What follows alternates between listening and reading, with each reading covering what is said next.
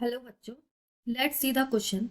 The question is infinite rod of uniform mass density and length L, Ly2 and Ly4 are placed one upon another up to infinite as shown in figure. So find the x coordinate of the center of mass. एक figure हमें यहाँ पर given है and the options are 0, Ly3, Ly2 and 2Ly3. देखो infinite rod of uniform mass density, तो rod जो है वो एक्स कोऑर्डिनेट पर सेंटर 0 से और एल कॉमा 0 तक रखी गई है. तो इस तरीके से ये इनफाइनाइट रॉड्स रखी गई है जिनकी लेंथ हमें दी गई है. जैसे पहले की लेंथ एल, सेकंड की लेंथ Ly2, फिर Ly4 और इस तरीके से ये सीरीज चलती रहेगी. तो फर्स्ट ऑफ ऑल हम यहाँ पर की कॉन्सेप्ट यूज लेते हैं. हमें x coordinate centre of mass calculate करना है. तो देखो क्या करेंगे हम कि एक्स कोऑर्डिनेट हमसे पूछा गया है सेंटर ऑफ मास, तो हम इसको बोल सकते हैं position of centre of mass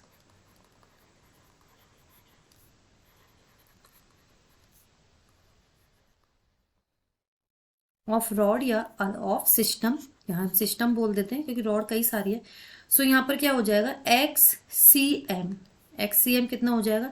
अब यहाँ कई सारी रॉड है तो रॉड का हम स्मॉल पार्ट डिस्ट्रीब्यूट कर देंगे. तो यह कितना हो जाएगा? सबका mass that is MI XI upon summation of MI, सबका ऐड हो जाएगा.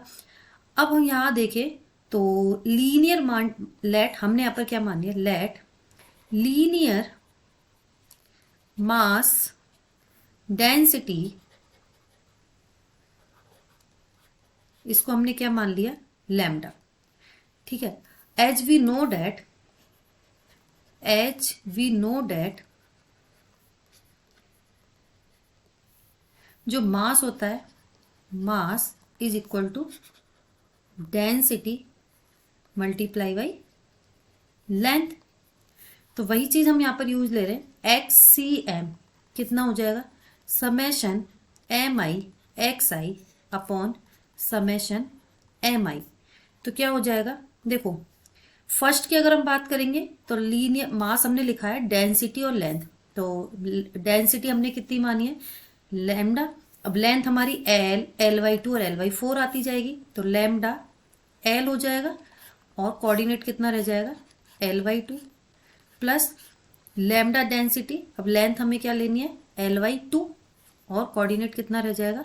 Ly4 and up to infinity length rods रखी गई है.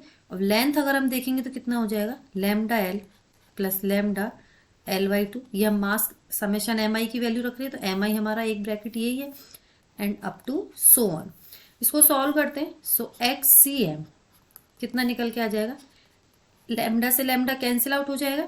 Ly2 कॉमन लिया. सो ये वैल्यू हमारी कितनी रह जाएगी? 1 plus 1/4 and so on upon 1 plus 1/2 and so on. अब ये एक GP बन जाएगी, गुणोत्तर श्रेणी.